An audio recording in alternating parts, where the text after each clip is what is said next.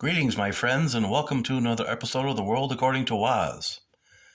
It's Sunday afternoon, February 26, 2023, and I hope you're all doing well. I'm just going to do a short little podcast today. I'd like to start out talking about our good friend Pete Buttigieg, who finally showed up in East Palestine, Ohio. It took Donald Trump actually going to Ohio, the man who actually cares about America, to shame our good friend Buttplug Pete into pretending to actually care. Up until now, Biden's transsexual administration has had no money to help out the Americans in East Palestine who are reeling from this environmental disaster. But it does have over $120 billion for Ukraine, and Lord knows how much money to support child grooming and family-friendly strip clubs. But for the people gasping for air in East Palestine, Ohio, nope. Sorry, you aren't important to Bumbling Joe and his non-binary nitwits in his administration. Because you're probably heterosexual, you're probably white, you probably voted MAGA, so this administration doesn't really care about you at all. Imagine if only a fraction of that money, that $120 billion, currently being wasted on prolonging this deadly war in Ukraine, was used to fix some of the railroad tracks in this country. I mean, imagine Biden putting America first for a change. Wouldn't that be something? Also, this past week on Thursday, Biden's press secretary, that great press secretary that he has, I don't understand how this woman got the job. But anyway, she was talking about how important diversity is to Joe Biden. Let's take a listen. But I want to take the opportunity to lay out how diverse the president's cabinet has been, how diverse the president's administration has been. The cabinet is majority people of color for the first time in history. The cabinet is majority female for the first time in history. A majority of White House senior staff identify as female. 40% of White House senior staff identify as part of the racially diverse communities. And a record 7 assistants to the president are openly LGBTQ+. So again, this is something that the president prides himself on. That he actually has taken action to show the diversity of this administration.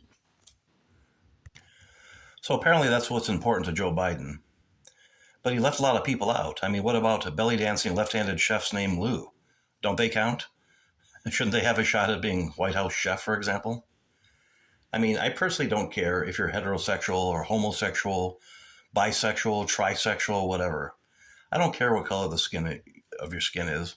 I don't care if you glow in the dark. What matters to me is what you're going to do once you're in office. So far, Biden's appointments have been very disappointing.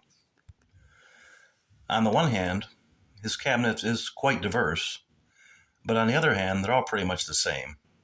From the president on down to the lesbian who pretends to be his press secretary, they're all a bunch of incompetent boobs, with each and every one of them appointed not because of what they can do, not because of their skill set, but because of the way they look, or because of who they choose to have sex with, or how they identify. I mean, imagine in the real world if merely identifying as something or someone made it so. I identify as a billionaire, or I identify as the sexiest man alive. Well, when I look in the mirror, I can see that's not true, so, well, I guess that doesn't really work.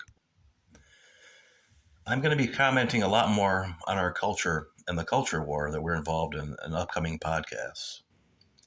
I believe that this war, the culture war, is the most important fight that we're involved in. And it's a war that we have to win. And everything revolves around it. Everything stems from it. From the way that our kids are raised, to what our kids are taught in school, to what society finds acceptable today that years ago it would have shunned. Today's culture, and especially the children, the way they're raised and what they're taught, is what's going to shape the future of this country. So again, the culture war is something that we have to focus on, in my opinion. That should pretty much be priority number 1, because everything else, again, stems from that. Our future leaders are being raised today. How are they being raised? So with that, I'm going to end this short podcast on this Sunday afternoon. It's actually bright and sunny here today in Michigan.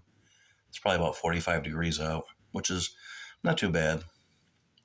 And hope you guys have a rest of a good Sunday, and I'll talk to you again soon.